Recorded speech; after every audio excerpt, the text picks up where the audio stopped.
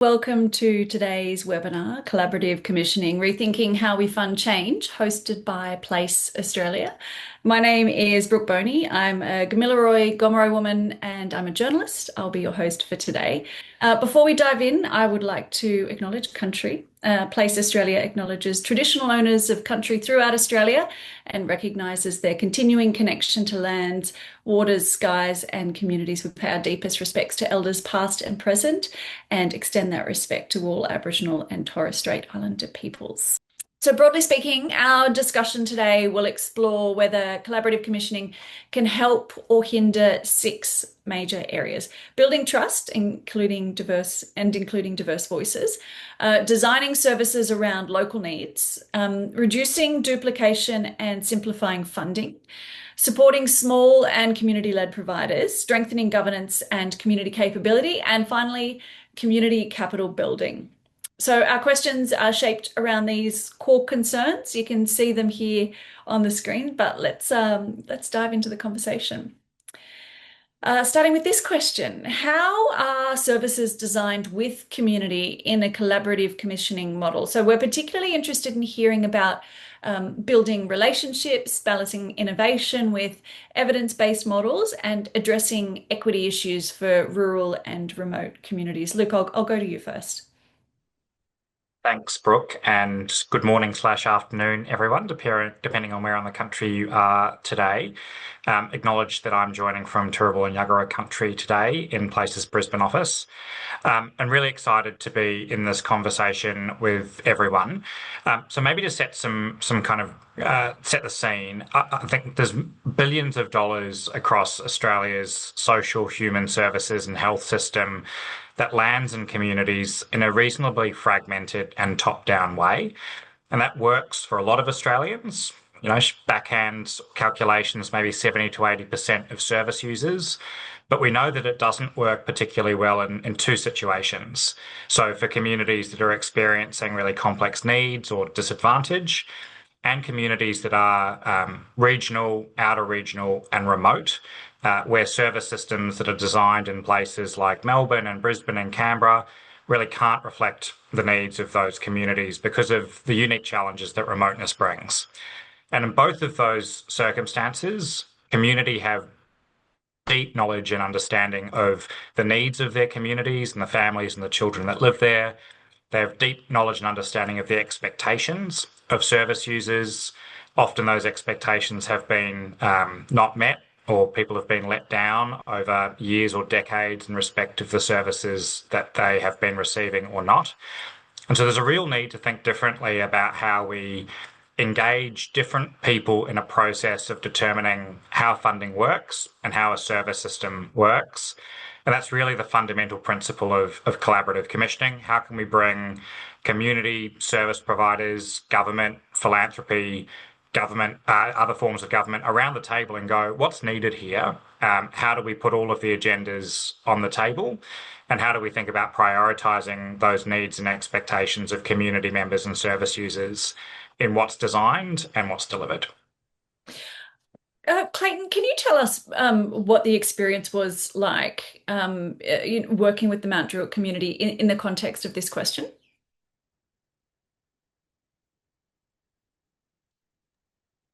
Thanks, Brooke. I'm joining from Gadigal land today. It is important to mention that I do bring the lens of an organisation really intimately involved in place-based collective work. So we're rather passionate about topics related to collaboration, and Mount Druitt is a great example of a diverse population with entrenched disadvantage. And to answer your question, Brooke, for us at the Hive, it really starts with relationships and presence first. Being present, listening, learning are really the foundations of any form of participation. And it's that participation that really allows us to genuinely partner with community in design and co-design. And sort of designing with community takes time. There's no shortcuts to it, and relationship building is the key ingredient for participation. So when we talk about balancing innovation and evidence-based models, for us it's really simple. It's about being grounded in the reality of people's lives. So best practice for us really is three things. Number one, it's using the best available evidence and research. That's not just a population level data, but individual stories, what's happening on the ground to people's lives day in, day out. So it's a combination of that sort of quantity and qualitative approach. Number two, it's absolutely going to be grounded in the voice of community being at the centre of everything. And I think the third one, which is often not sort of acknowledged enough, is the importance that we're using skilled practitioners, not necessarily consultants, practitioners that are really embedded in community. So rather than imposing sort of a best practice or any kind of sort of externally generated innovation, we're acknowledging and we genuinely believe that innovation starts with community. So until those relationships of trust and respect have been built, there really can't be genuine collaborative commissioning. And I think it's important not to confuse consultation with collaboration. Most people on this call have either experienced or know someone who's been made redundant. HR calls them in, says, we're consulting with you about whether to make your role redundant.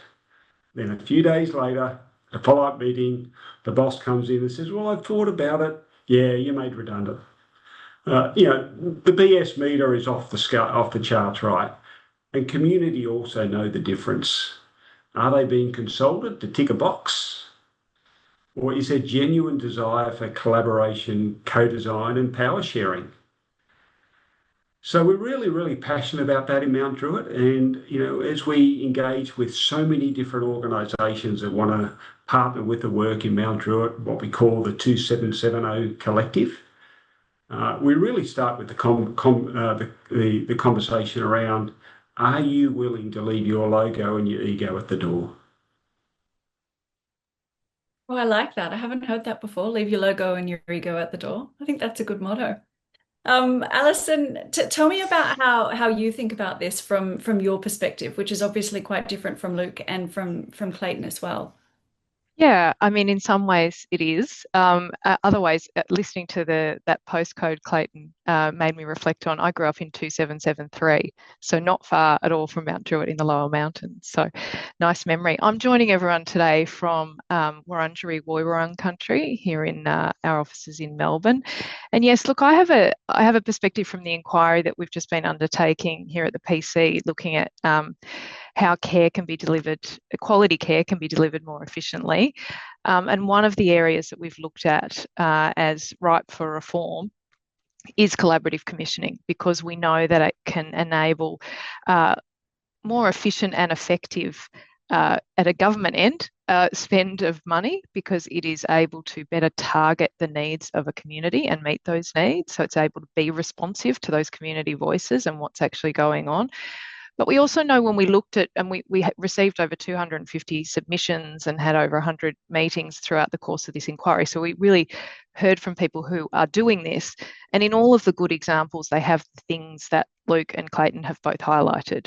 So they have genuine shared decision making. They have some challenges because there are still some problems in the system, which I'm sure we'll get to in terms of access to flexible funds. We know that when they're able to have that autonomy for local decision making, these things can really prosper. And we see that in international models. So there are models like this from the UK, from New Zealand, and in fact our own community controlled health sector does quite a bit of this sort of collaborative work. So they work outside of health and partner with organisations in housing and other parts of the economy and society to make things work better. But in our report, we feature a couple of examples, and one of the ones that stood out from an equity perspective in particular, but also just because it was very powerful and built from the ground up, is the Birthing in Our Communities program. And many of you might be familiar with that who are joining today. And that's really designed by community and supports mothers before birth. And it's been evaluated as extremely impactful. So it's designed around a collaborative model. And the impact is on really significant things, including real reduction in the rates of children ending up in out-of-home care, which we know is a significant equity issue. So these are real benefits that we can see in terms of proper targeted care for community that can be delivered when that collaboration is there and when we listen to the voices of community.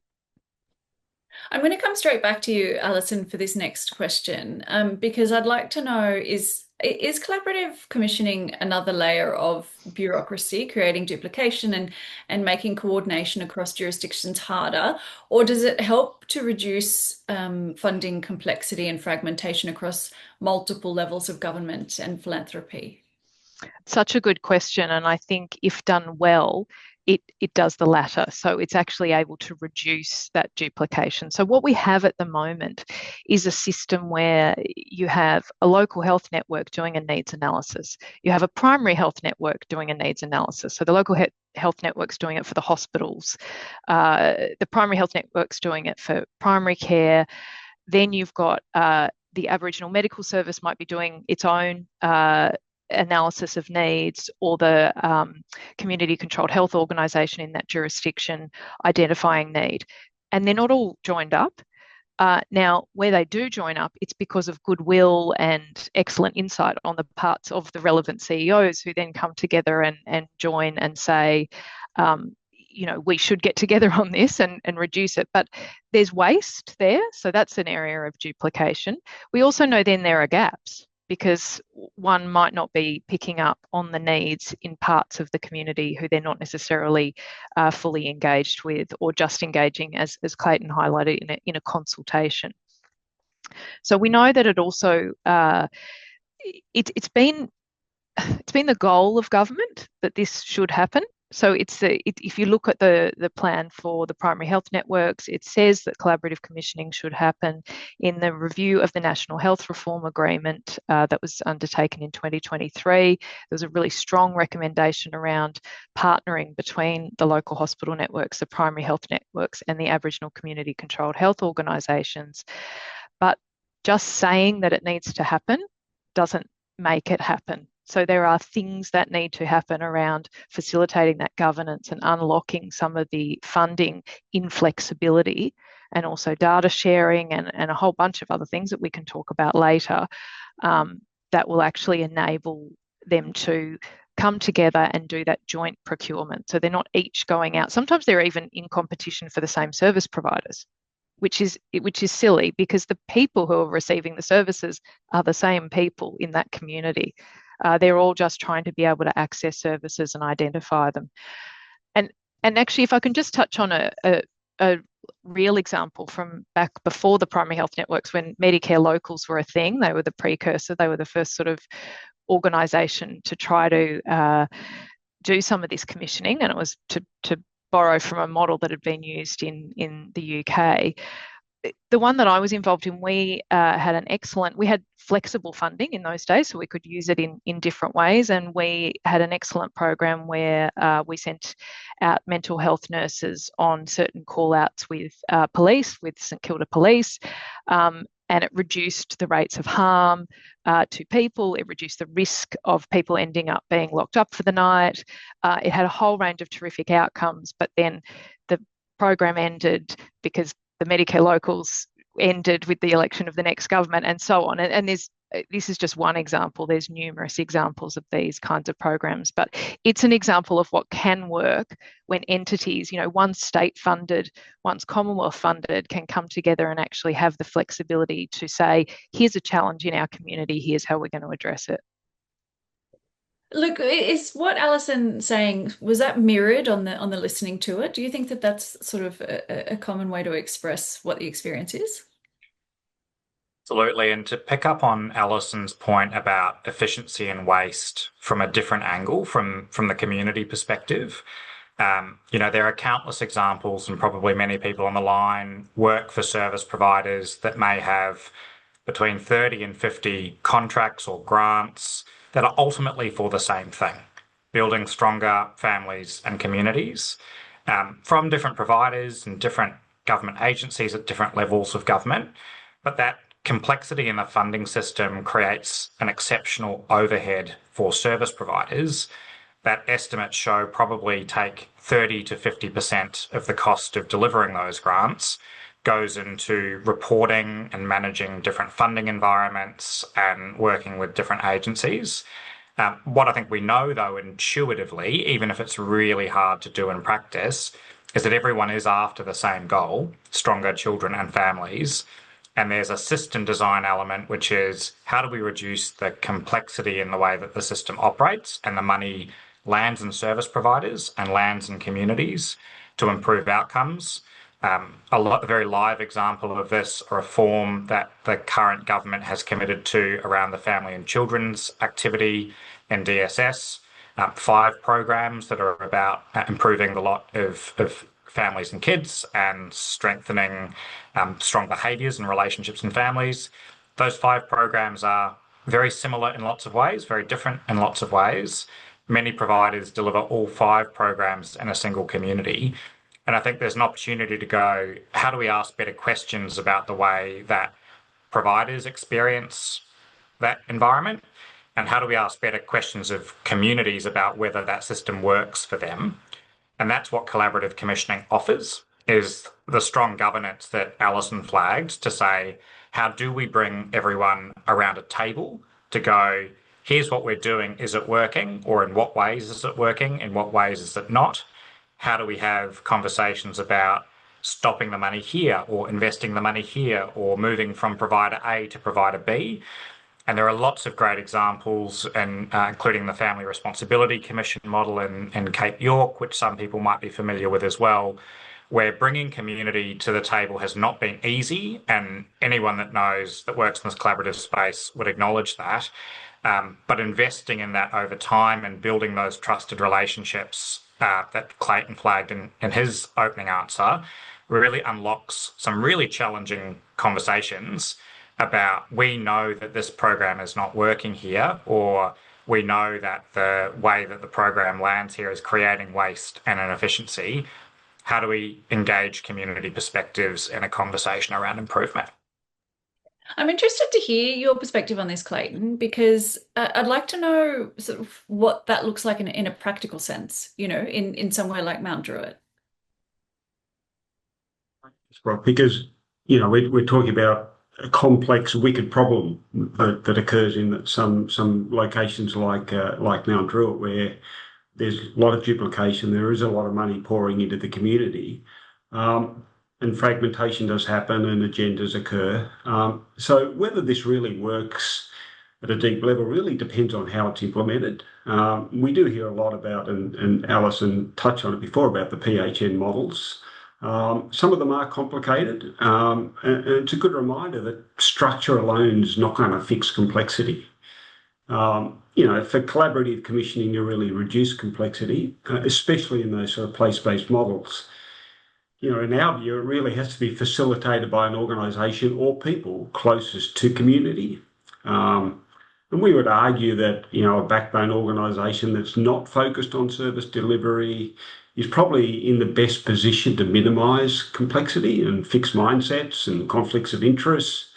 And that's certainly been our experience. That sort of coordination function is probably best handled by an organisation that does not have an agenda. And the people on the ground see that. Residents understand that. And it gives it the best chance to that shift decision-making closer to where the issues are actually experienced.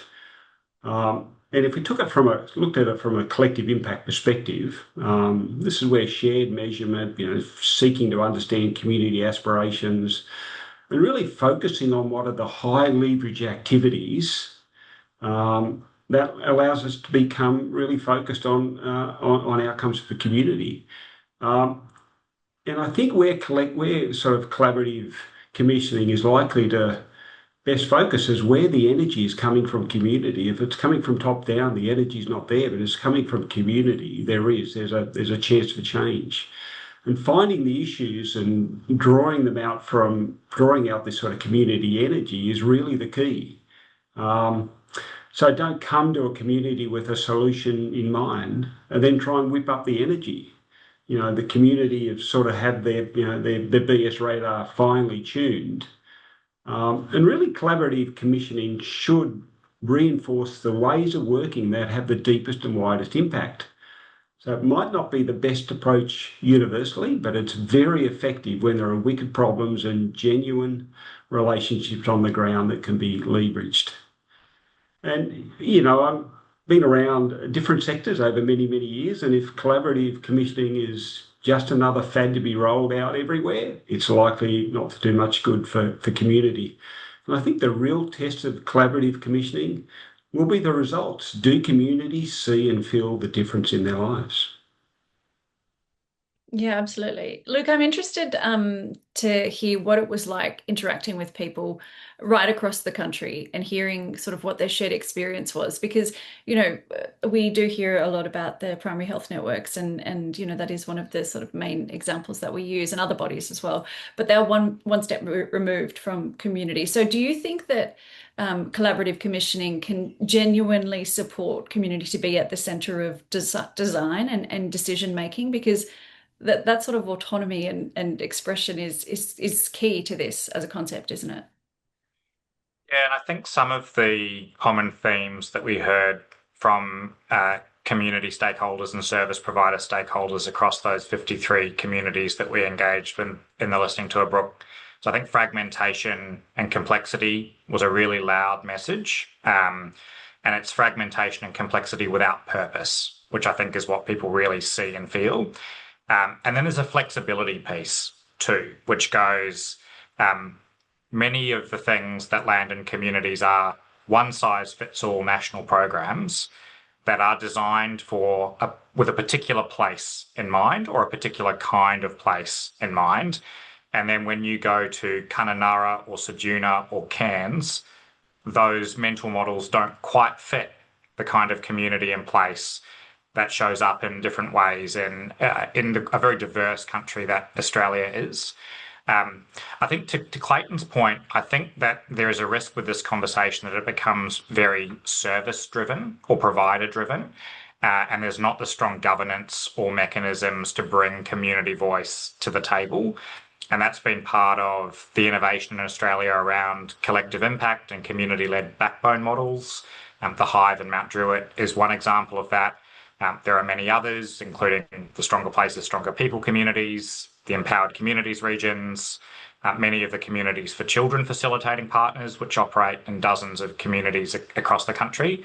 And what those models offer is a way to genuinely engage with community, to say, what is your need, what is your experience? That's not as much about a community provider relationship, which, if not managed carefully, can get in the way of the kind of honest conversations about what do families and communities genuinely need in a particular place.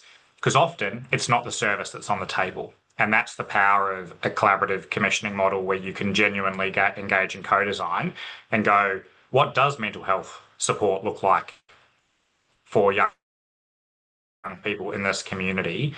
And I think that's a good example. One of the things that we hear consistently across communities that we engage with is often mental health support looks like a transport solution. Many communities don't have strong public transport.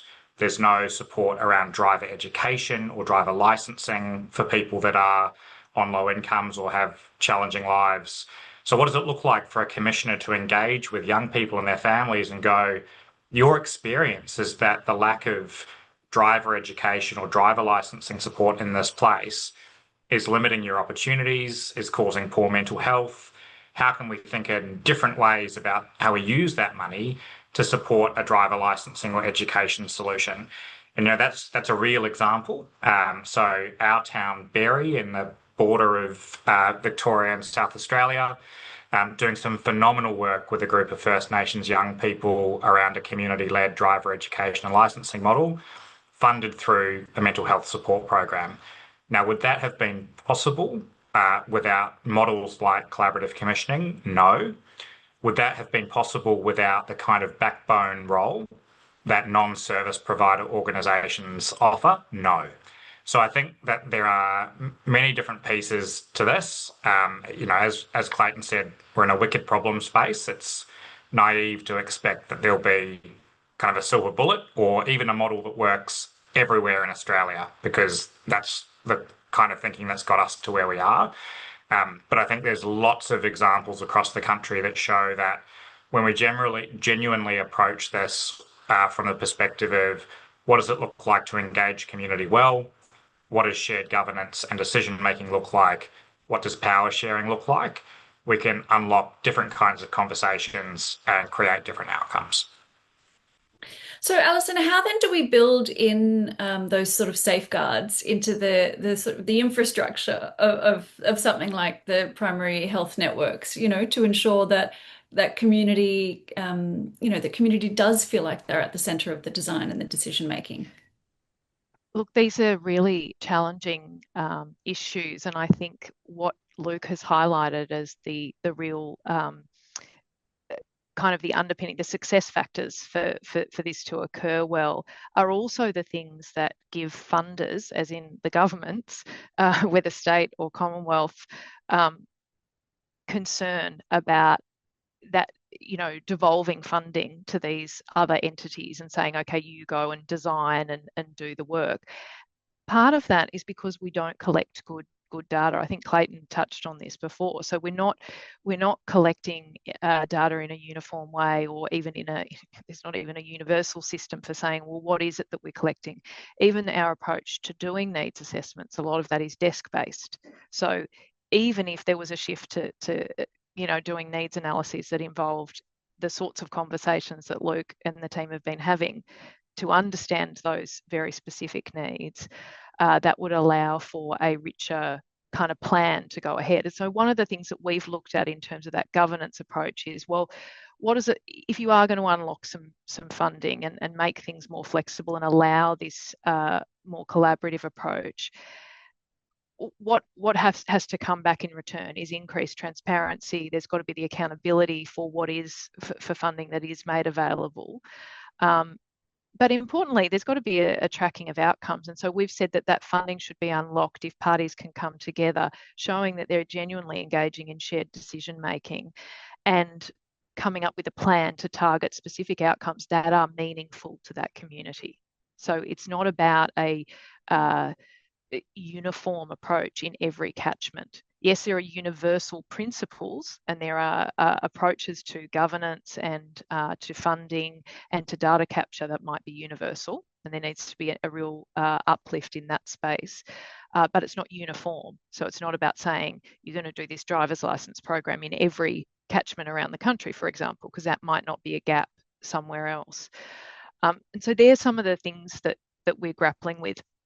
In terms of some of those commissioners being sort of removed from community, I think that's where the different approaches to needs analysis and also to service design is important. But the other part is that in many cases, the programs that we saw that had been successful had also been co-designed with the health professionals who were directly in touch with community. So they were understanding that there needed to be a care coordinator for a particular, a dialysis service or a particular diabetes clinic that people couldn't get to. So that rich information that was coming from those deliverers of care, the providers, was really, really essential as part of that story too. That sort of that care coordinator role, that sort of fits into what you were saying before, Clayton, about communities having a pretty good BS radar when they know if they're being consulted or if they're actually a meaningful part of the process. How do you sort of figure out what needs to be implemented in each individual context? I mean, can you speak from your experience working with the community?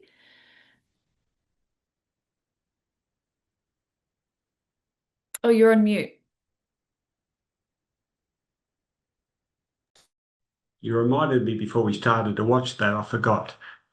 Yeah, thanks, Brooke. We've been in the Mount Druitt community now for over 10 years, and for many years we followed religiously the Harwood model of voice listening. In fact, when we first kicked off, we did over 1,000 community conversations and consultations, if you like, and we really felt we heard from community.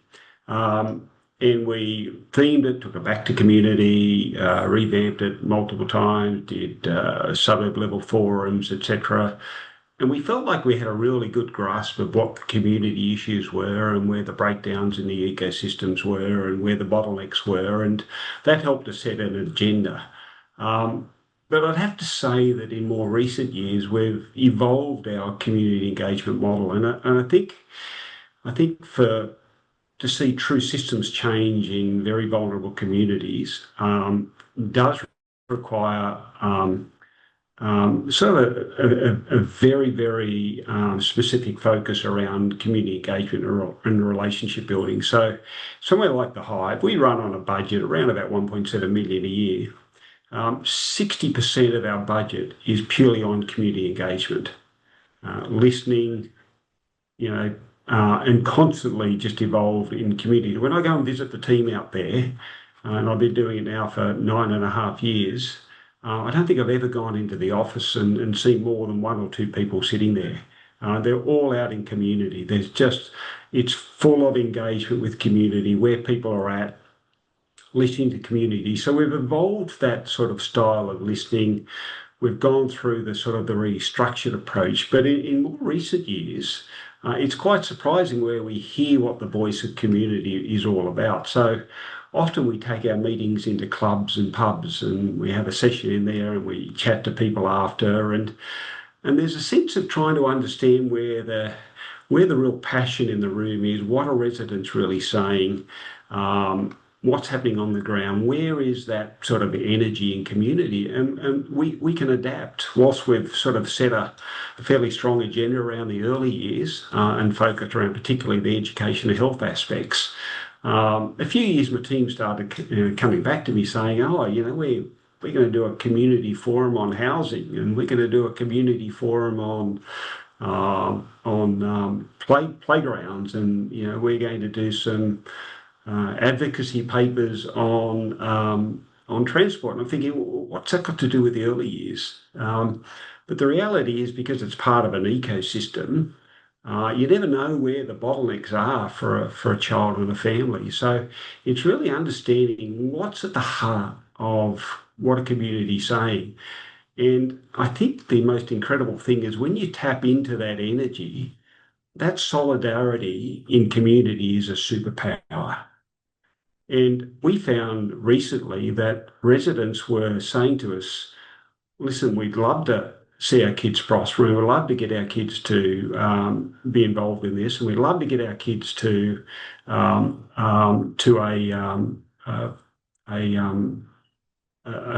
paediatric appointment.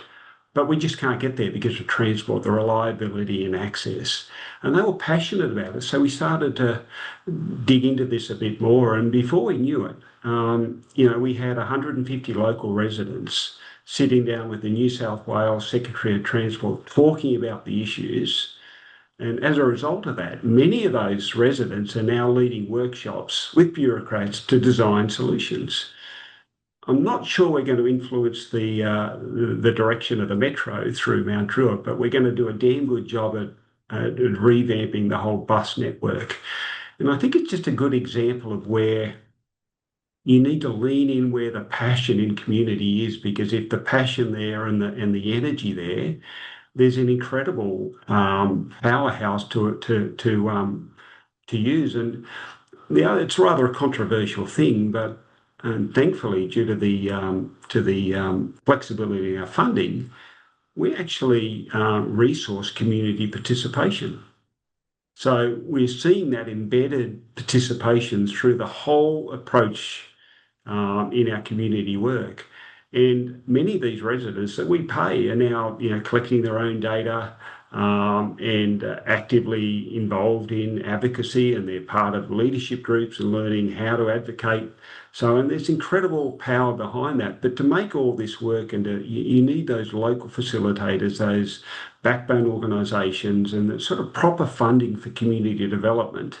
And that's usually the sort of work that is unfunded. For many years we've had different funding models in the Hive, and some of them are very, very rigid, and we're reporting back very specifically. And we've had government funding in the past that says, we're really happy to fund your innovation work, but go and find somebody else to fund your community engagement work. So I think, the opportunity is to unleash a different approach, be more flexible with that funding, as Alison said. And I think that approach can be applied to any area of policy. And I think it is a mistake to think that complex policy areas are not well suited for community-led design. I think they're the perfect place for it. So, probably, and we run multiple seminars, webinars, if you like, on some of this social innovation we're working and system change we work. And it's using this whole model of, first and foremost, engaging with a sort of a shared design approach across how we access health services in Mount Druitt, early learning, disability, and, as I said, support. They're all sort of deep embedded issues that community members are now actively involved in designing solutions for. And so I think there's an incredible powerhouse in that resident group if you know how to tap into it. Yeah, absolutely. I'm interested, Luke, there's interest in local communities building capital through local investment and procurement. Is this related to collaborative commissioning?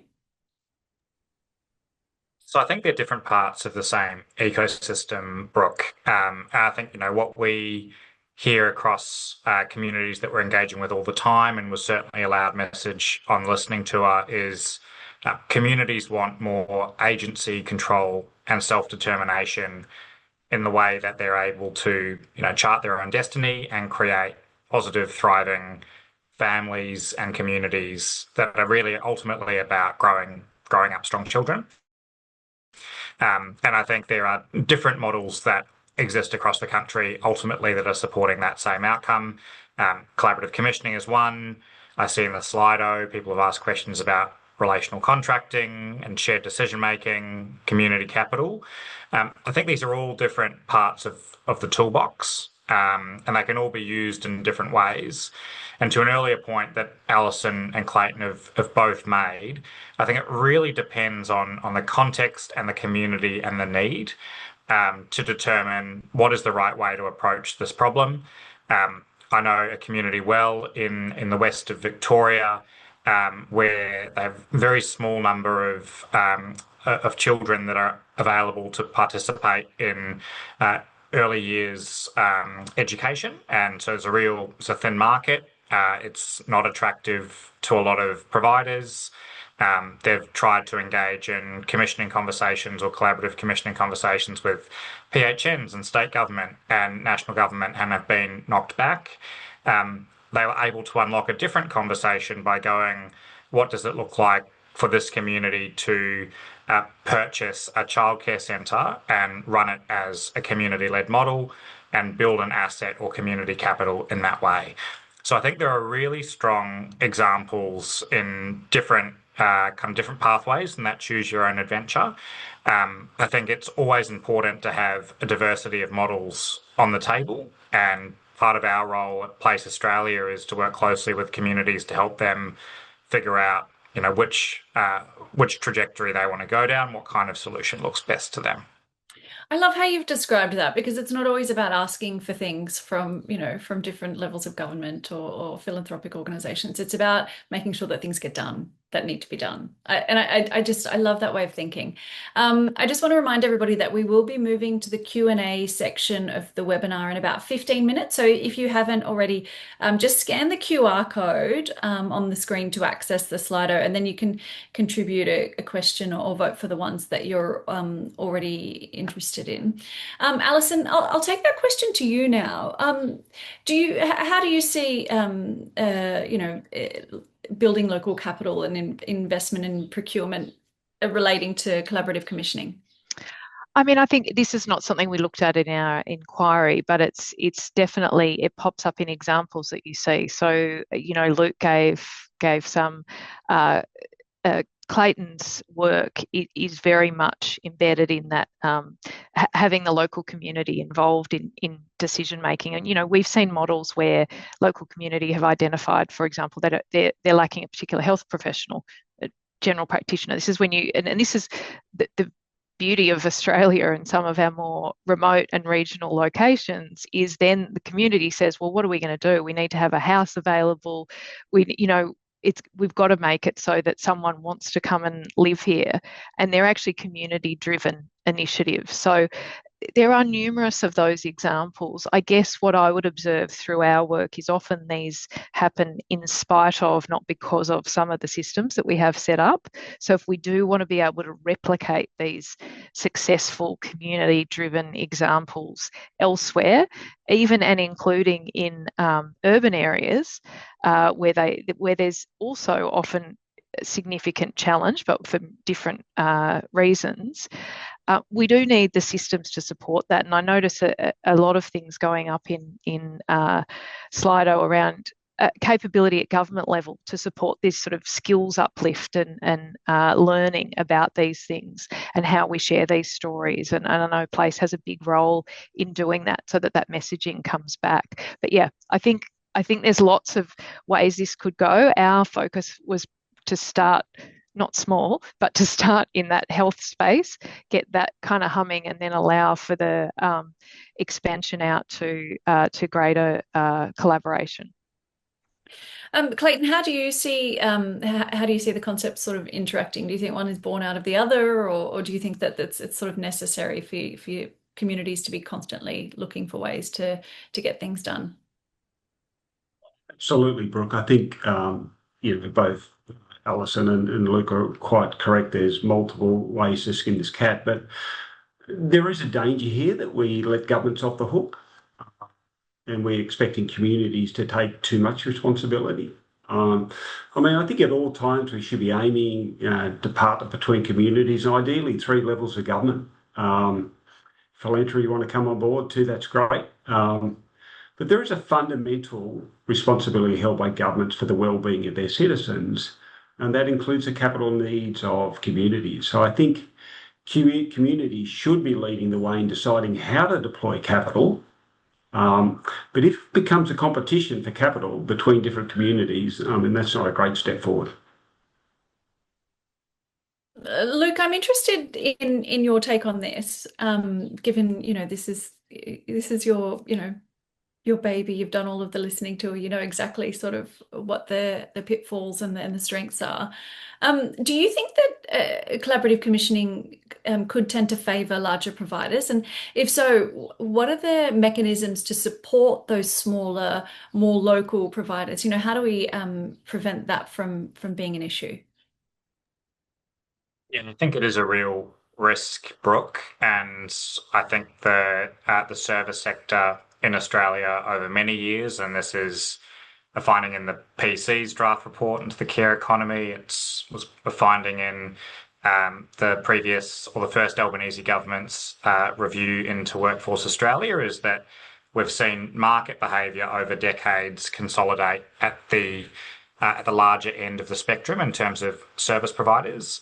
I think, is collaborative commissioning alone going to disrupt that pattern in the market? No. Done well, does it offer a way to think differently about the kind of providers that communities need to deliver them effective, efficient, value for money services? Absolutely.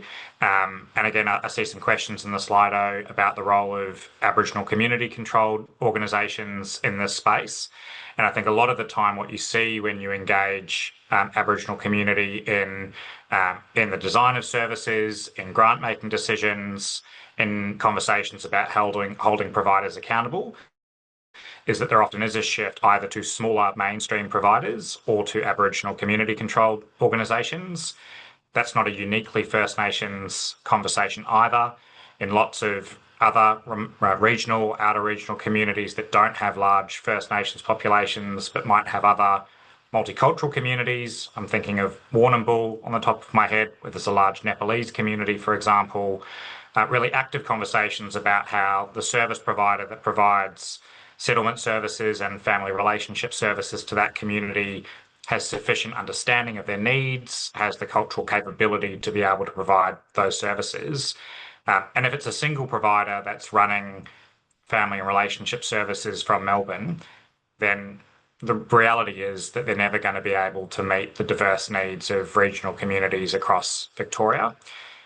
So I think there's a need for a larger conversation around what should the social and human services system look like to respond to community needs. And I think, does that mean the pendulum needs to swing away from solely big providers to more place-based providers? Yes, I think most people would probably say yes to that. Does collaborative commissioning offer one pathway to engage in those kind of conversations? I think so. Alison, I'm really interested to hear your take as well, because I think, you would naturally think that going for one of the larger providers, it makes sense. There's all of this evidence, they've already got the setup, but, reduces, it could increase output. So how do you think of that?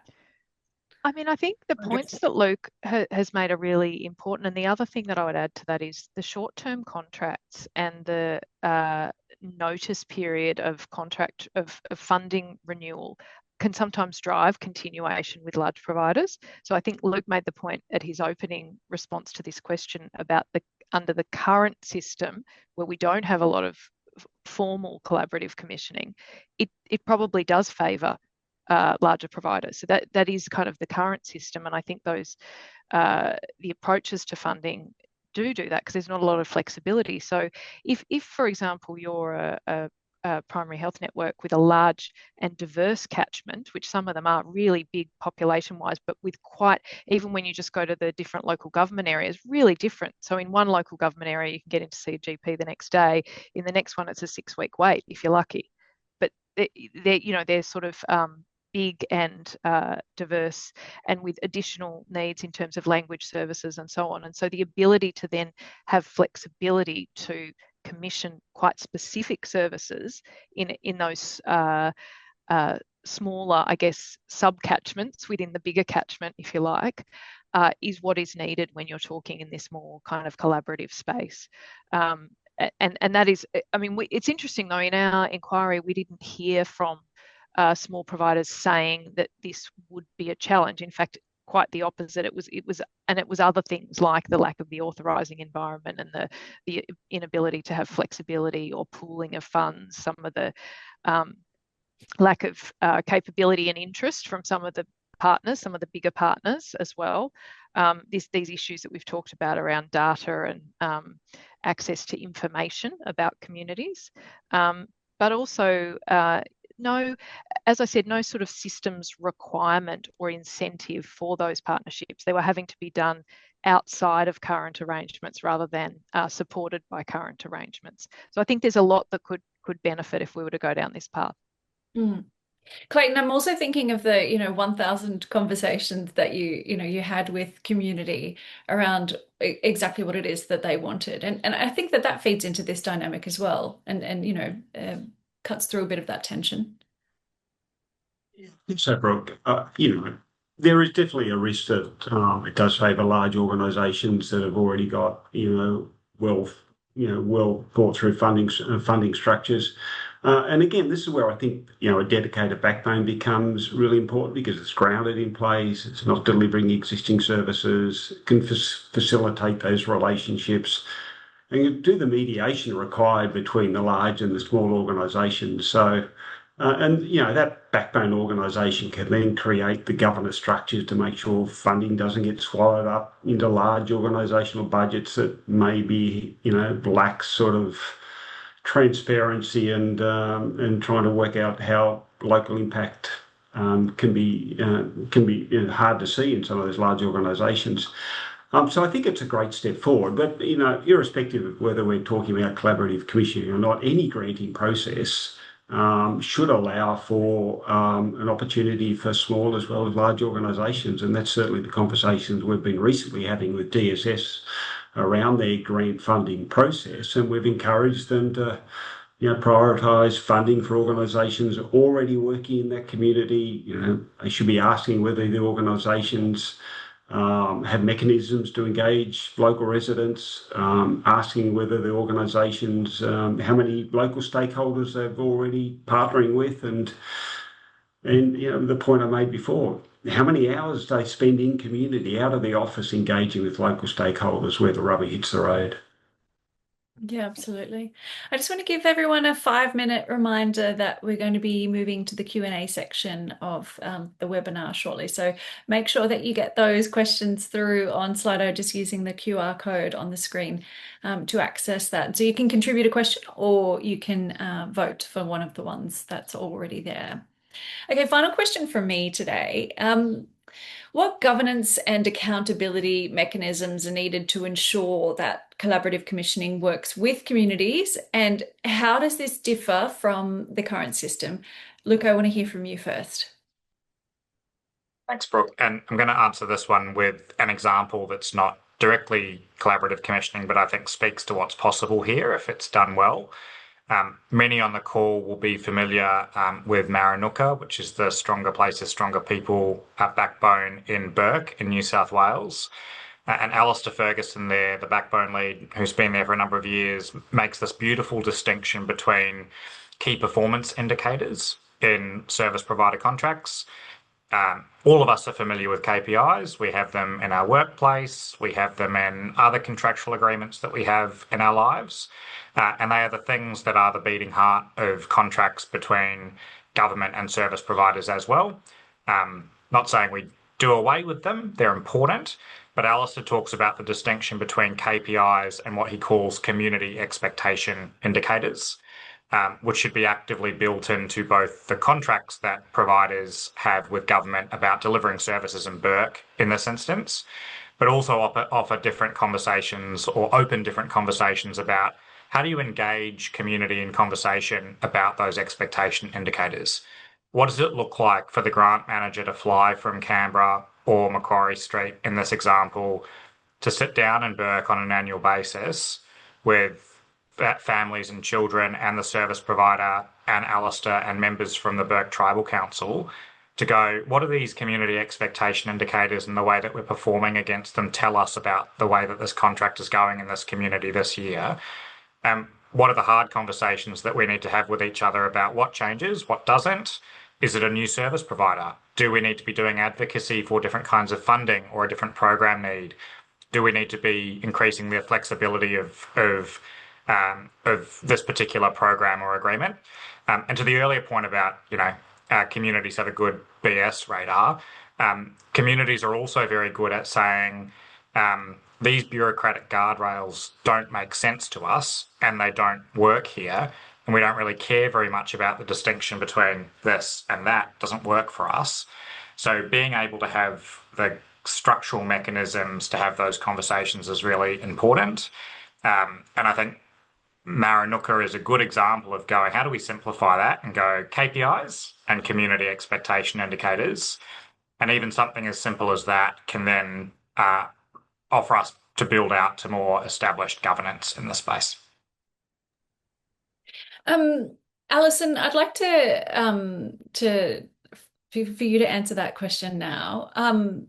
What are the major sort of initiatives that you've seen from your perspective throughout your work?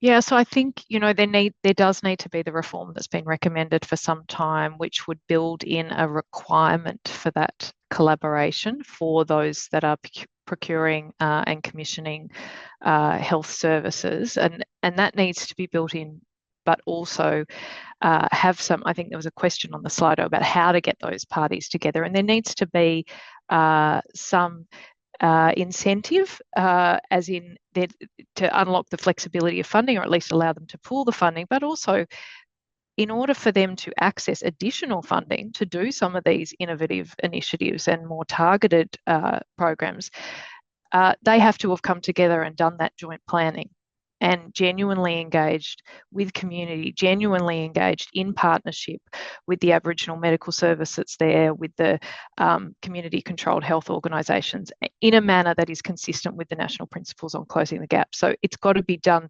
properly, and then they've got to come back with a plan and say, okay, this is what we'd like to have, the flexibility to do. Because I think that accountability will build that trust then for governments to enable greater flexibility going forward as well. Yeah, absolutely. Clayton, what mechanisms do you think are needed, and how is that different from from what we're working with now? This is a really interesting question, and yeah, we take it very seriously at the Hive. But it's evolved a lot over the last decade.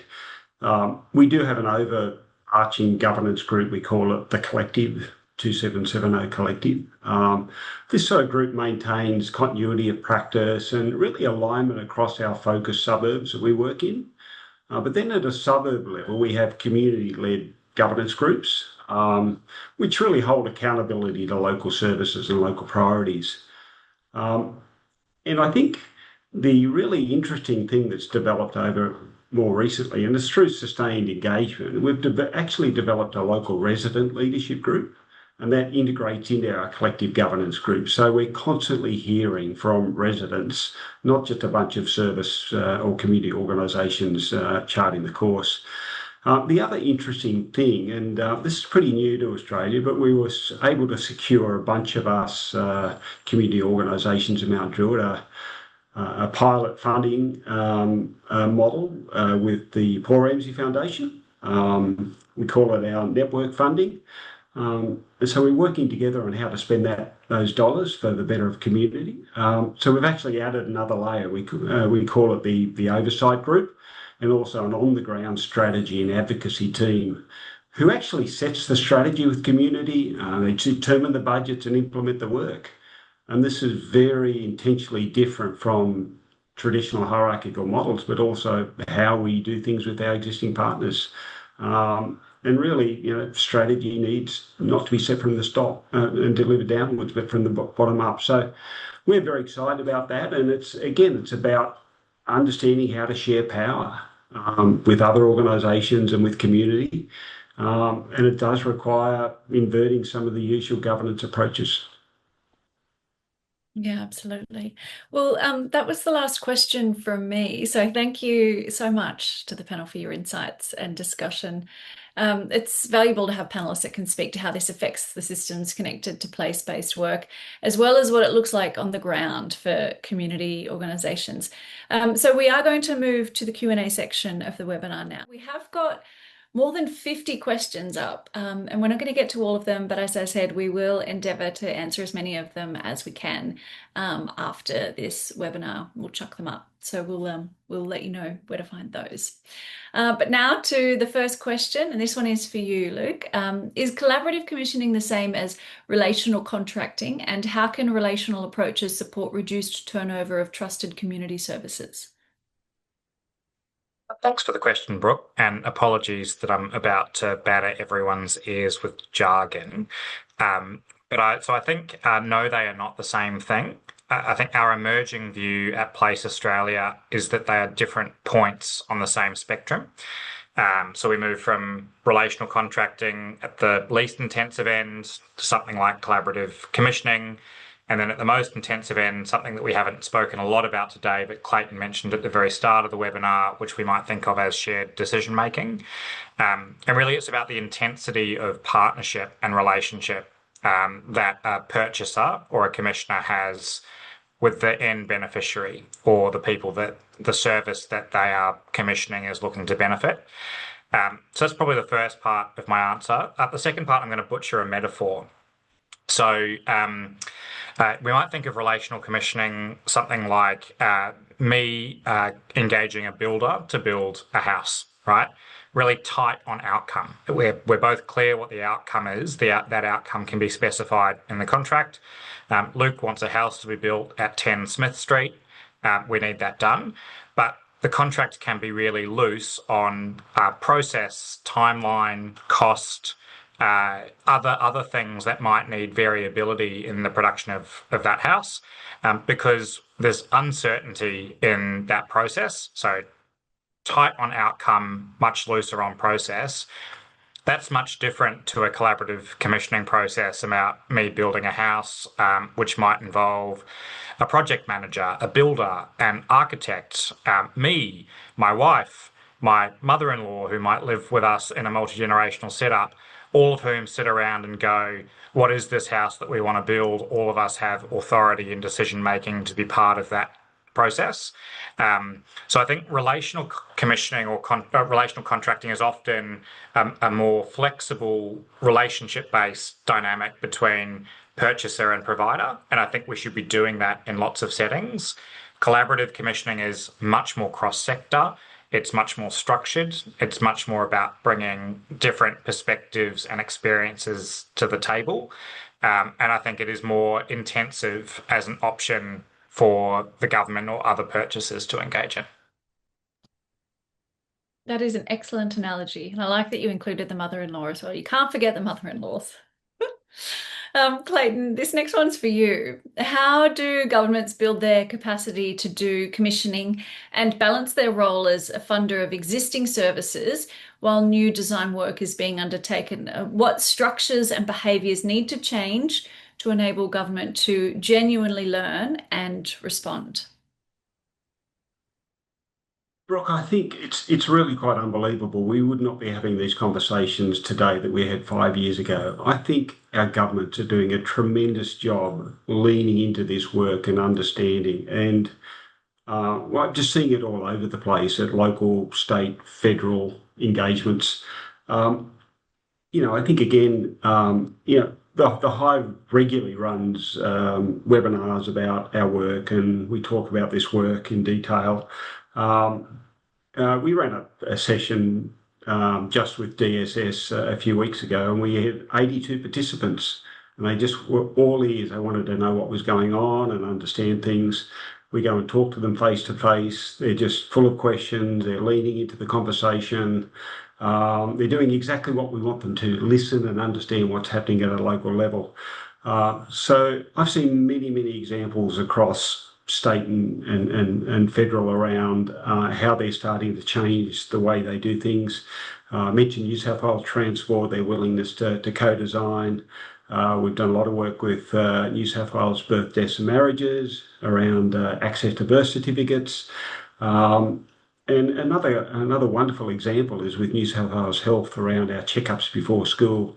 We did a lot of work with them around changing access to blue books and changing the whole approach to a community-led approach and place-based. And they just led into that incredibly well. They learnt, they listened, they learnt, and then they took some of the examples that were happening in Mount Druitt and made $111 million investment to do a similar approach across New South Wales, and then asked the Hive to sit on their advisory committee to make sure this was done properly. They now talk about this work far better than us because they've just been willing to lean in, learn about it. So I think we're in a great place with our governments that really do want to see change. That is so wonderful to hear. Thanks for that answer. Alison, this next question is for you. Brooke, can I jump in on that? Because I think that's Yeah. right from Clayton. I think that there are this conversation that we're having today would not have been possible 5 years ago. There's an incredible amount of goodwill from all stakeholders, including government, philanthropy, community, to go, what does it look like to step into new models of commissioning? At the same time, though, it takes a very concerted effort to turn the ship. And there are lots of orthodox behaviours in all of those places, including community, which pull against the kind of behaviours that are needed to support good collaboration. And even those points that Clayton made at the very start about leaving ego at the door, that is not the norm, I would think, for the way that a lot of collaborative spaces operate in Australia. And there is a need for us all to build our individual and collective muscle to do that well. I often say about collaborative work, it's goodwill that gets people to the table. It's hard edges that keep people there. And I think there's a conversation, and maybe this is a good segue to Alison, about what are the structural changes that are needed in the way that our systems operate to back in collaborative commissioning. Because otherwise the risk is that it's a nice idea that everyone can talk about and get very excited about, and then you drop it into a system in which it just can't work or it's not structurally supported. Yeah, and that does lead nicely into the next question for Alison, because I was going to ask you, what can we learn? What other sectors, industries of context engage in collaborative commissioning? Yeah, I mean, it's a great question. There are health and community examples outside of, which I'll come back to, but outside of that, I mean, we have some really good examples in areas like circular economy, for example, where there are business navigators that will connect a one industry that's producing a waste product that another industry can use as an input either for energy or to create another product. So, I mean, that's just one example. There are ways in which these sort of facilitation of regional based partnerships, and they've got environmental benefits because you're reducing transport and energy usage and emissions and so on. That's just one that comes to mind. In the broader health space, we already have examples of this through innovation, through collaborative commissioning grants that New South Wales government engaged with. Again, a lot of those were really successful, but subject to short-term grant timeframes. So what becomes of those? How do we capitalise on those, and how do we embed them in normal practice? But more broadly, I think Luke's point about we wouldn't have been having this conversation a while ago is a really important one. Place-based approaches are really having a moment across a range of industries. So the example I gave you where businesses are seeing the environmental and business cost benefits of working in partnership and in collaboration with other businesses in place. But also from a prevention perspective, and I think someone had asked a question about prevention in the questions that I saw popping up, to actually be able to look at some of the fundamentals that are causing people to need health services, that are causing people to end up in contact with the justice system, and so on. So I think those, when they're designed in place, there are good examples, as well as coordination. And I know the Commonwealth Department of Health, Ageing and Disability is actually doing a trial at the moment in 10 areas where they're looking at the thin markets, where there might be a support worker who's engaged through a Veterans Affairs contract, but they're there and then they can work for 2 days, but then they could be usefully employed across in aged care or in disability support work as well. And that's not happening because of the siloed funding. So there's lots of opportunity here to do these things better. That's so exciting, and I do love to hear that, although sometimes things feel challenging, like there's meaningful progress, that conversations are different now from what they were even a few years ago. Clayton, I'm interested to hear, this is one of the questions that's come through on Slido as well, but it's a good one. Are there unintended consequences in collaborative commissioning? Question, Brooke. I don't think there can ever be a bad scenario where we're listening to community, we're collaborating with community, we're getting participation coming from community, and we're co-designing with community. So that's not my concern that we push in too hard on this. My bigger concern is around labelling things. I think we've been all aware of the fact that there's been top-down announcements about new programs and new initiatives. And again, the community BS radar goes up and says, oh yeah, this is just another thing that's come down with the latest government. Don't worry, just ignore it. It'll be gone in 12 months, next budget or maybe next change of government. The next thing we find out, there's consulting organisations running workshops on collaborative commissioning and people putting their shingle out that they're an expert in it. I think that's really bad, because I think communities just they just shake their head at this sort of stuff. I think we're better off just getting on and doing it, applying the principles, changing our grading processes, and getting on with collaborative commissioning without too much fanfare about it. And let community turn around and say, wow, that was a wonderful experience. I can start to see things shifting. Alison, how do we support a smooth shift to community-led commissioning and manage resistance from existing commissioners, especially where past gaps, may be more obvious or may be revealed?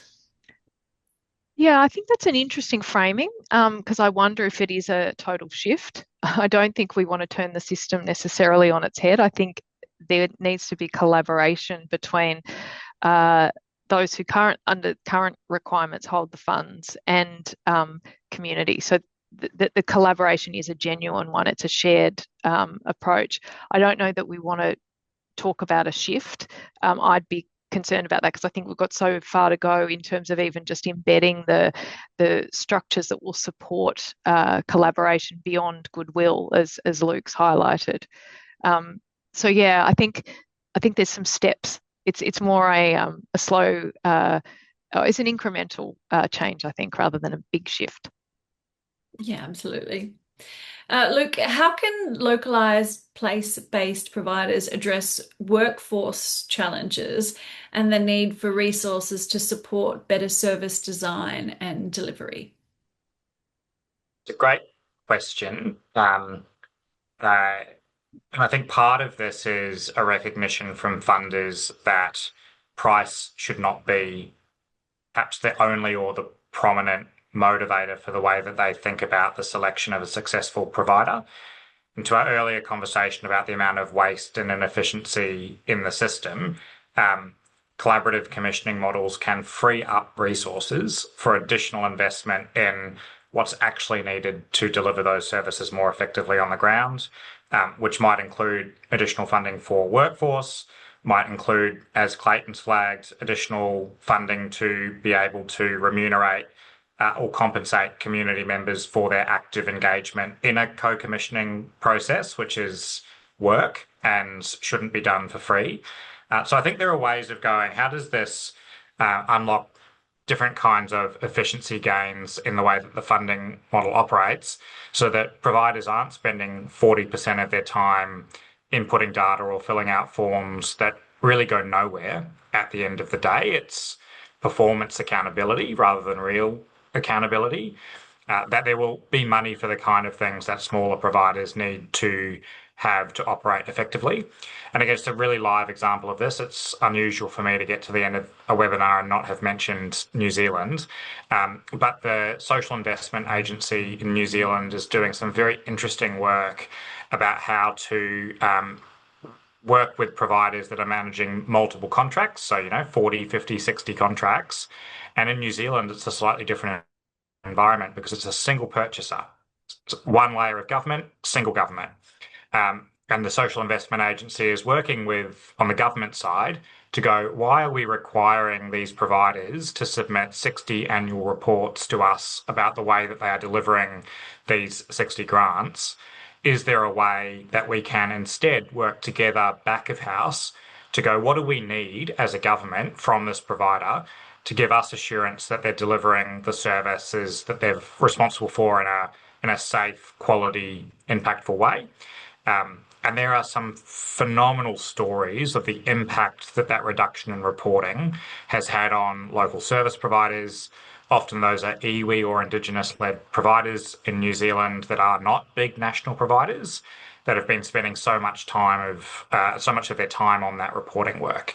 So I think we need to kind of zoom out a little bit here and go, how does the design of commissioning models impact with things like reporting obligations and burdens, and how can we free up providers to do more of the work that they really want to do, which is working to improve the lives of families and children. Yeah, absolutely. Well, we have just a few minutes left of the of this part of the webinar. So Clayton, I'll just ask you to answer this one quickly for us. What are the key ways that philanthropic foundations, impact investors, and research institutes can support collaborative commissioning, both financially and non-financially? Look, I think if we see co-design as the sort of holy grail, it's going to be hard to get there, and all these organisations need to lean into this and embrace failure, learn from the lessons, test, be adaptive, start again, and just be very flexible because it's going to be a journey to get there, and there's going to be bumps along the way. Absolutely. Now, before I let you all go, I'd just like to say that we have opened up the feedback survey on Slido, and we're going to leave it open so that you can contribute more if you'd like to, and we can endeavour to get back to you. So, if we didn't get a chance to get to your question, make sure that you visit the Place website where the responses to some of those frequently asked questions will be published before the end of the year break. And a big thank you to Clayton, Luke, and Alison for joining me here today.